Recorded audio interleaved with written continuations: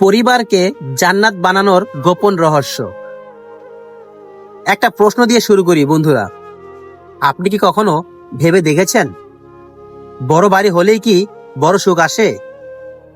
অনেক টাকা থাকলেই কি পরিবারে শান্তি নেমে আসে? একদমই না। শান্তি আসে তখনই যখন একটি পরিবারের মানুষ একে অপরকে সম্মান করে, ক্ষমা করে আর আল্লাহর জন্য ভালোবাসে। আজ আমাদের সমাজে অনেক পরিবার আছে, একই ছাদের নিচে থাকে, কিন্তু তাদের হৃদয়গুলো যেন অনেক দূরে। একসাথে খায় কিন্তু একসাথে হাসে না, একসাথে থাকে কিন্তু একে অপরের খবর রাখে না।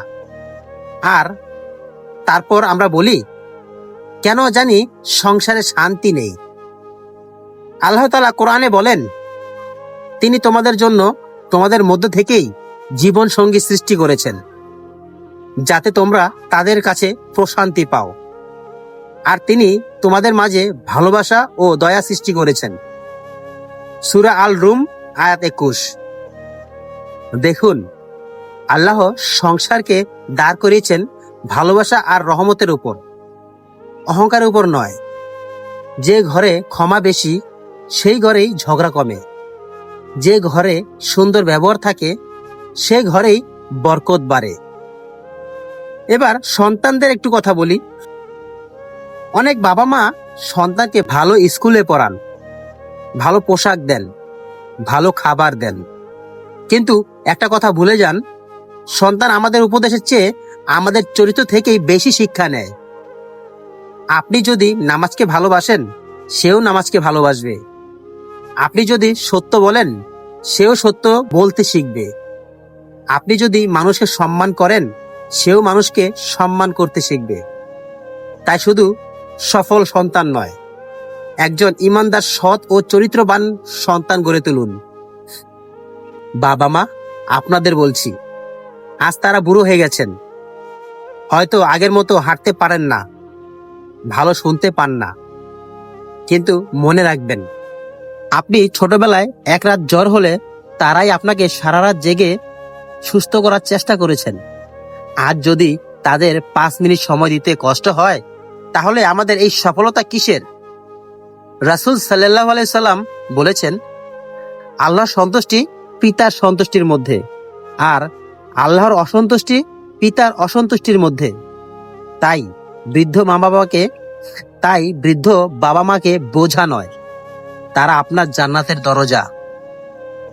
আর স্বামী স্ত্রীর সম্পর্কটা হলো সংসারে কখনো জিতে যাওয়া যুদ্ধ নয়, এটা একসাথে বেঁচে থাকার অঙ্গীকার। কখনো কখনো একটি রাগী কথা অনেক বছরের ভালোবাসাও ভেঙে দেয়।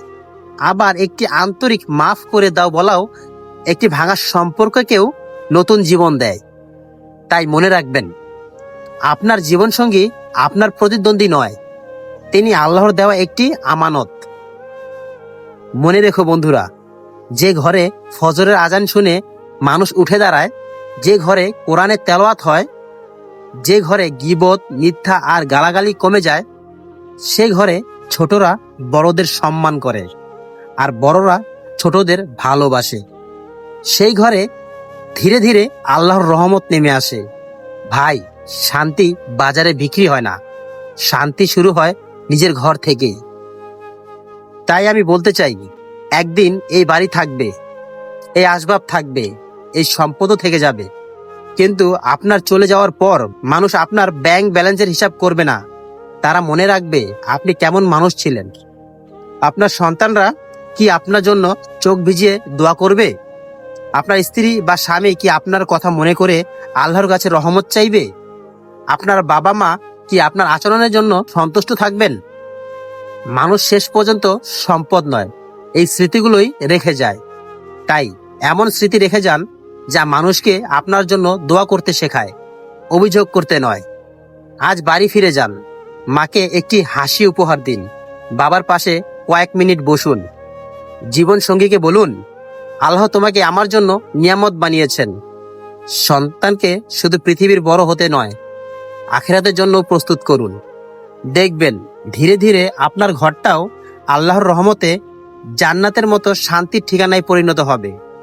আল্লাহ আমাদের প্রত্যেকের পরিবারের ভালোবাসা, রহমত, বরকত এবং ঈমান দান করুন। আমিন ইয়া রাব্বিল আলামিন।